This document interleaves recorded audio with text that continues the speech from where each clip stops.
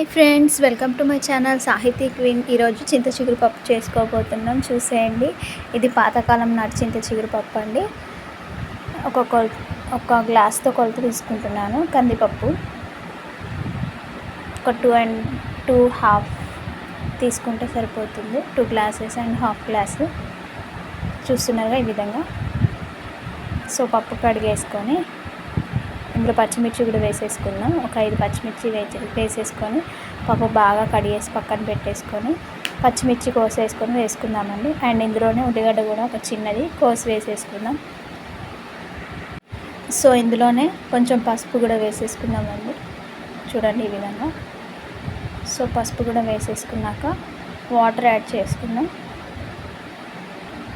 చూడండి, ఈ quantity water add చేసేసుకుందాం. సో ఇప్పుడు మూత పెట్టేసుకొని స్టవ్ మీద పెట్టేసుకుందాం. చూడండి,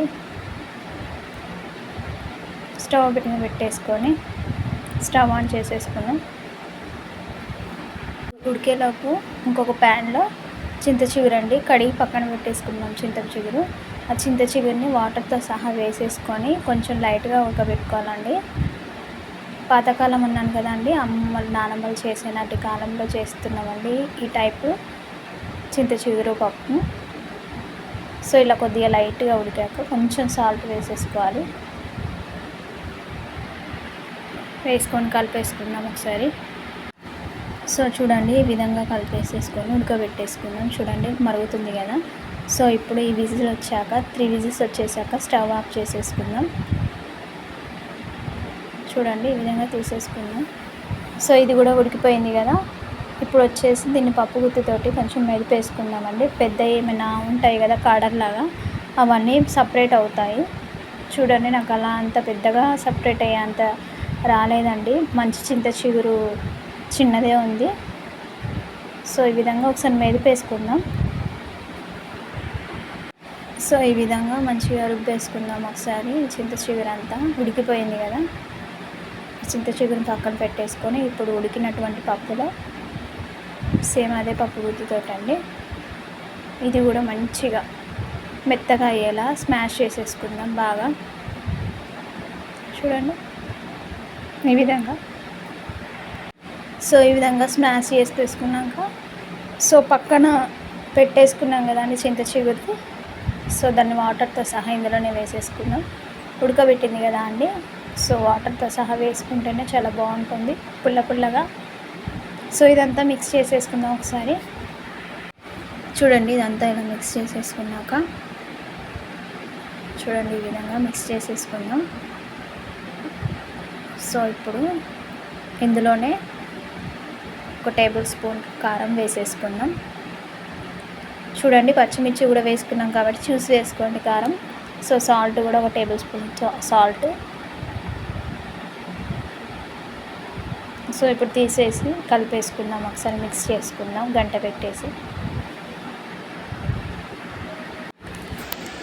సో ఈ విధంగా మంచిగా బాగా ఉప్పు కారం అంతా బాగా కలిసేలా కలిపేసుకుందాం. చూడండి, ఉండలు లేకుండా మంచిగా కలిపేసుకోవాలి ఈ విధంగా. చూడండి ఈ విధంగా బాగా కలిపేసేసుకొని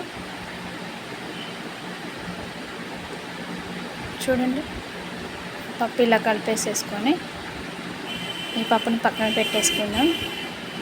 సో ప్యాన్ పెట్టేసుకొని తాలింపు కోసం అండి.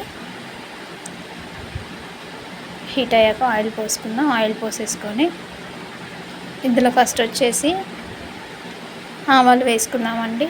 ఒక టేబుల్ స్పూన్ ఆవాలు. ఇలా ఆవాలు చిట్లాక బాగా ఇందులోనే ఒక table spoon half table spoon మెంతులు వేసుకుందాం. సో ఎండుమిర్చి, శనగపప్పు, జీలకర్ర అండ్ మినపప్పు ఇవన్నీ వేసేసుకుందాం. చూడండి తాలింపు. మెంతులు అయితే కంపల్సరీ వేసుకోవాలండి, స్కిప్ చేయకండి. సో వెల్లుల్లి కూడా వేసేసుకుందాం. కరివేపాకు కూడా వేసేసుకొని చూడండి తాలింపు ఎలా అవుతుందో. సో తాలింపు చూడండి చాలా బాగుంది. స్మెల్ అయితే అదిరిపోతుందండి. మీకు ఇంగువ ఉంటే ఇంగువ కూడా యాడ్ చేసుకోవచ్చు.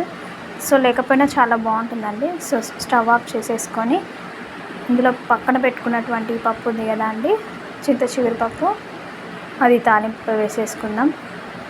పప్పు వేసుకుందాం, చింత చిగురు పప్పు అంతా చూడండి ఈ విధంగా వేసేసుకోవాలి. సో ఇది పాతకాలం నాటిదండి, అమ్మమ్మలు నానమ్మలు నాటి చింత చిగురు పప్పు అండి. పప్పుతో పాటే చింత చిగురు కూడా వేసి ఉడకబెడతారు, అలా మాత్రం చేయకూడదు, ఇలానే చేయాలి, చేస్తేనే టేస్ట్ బాగుంటుంది.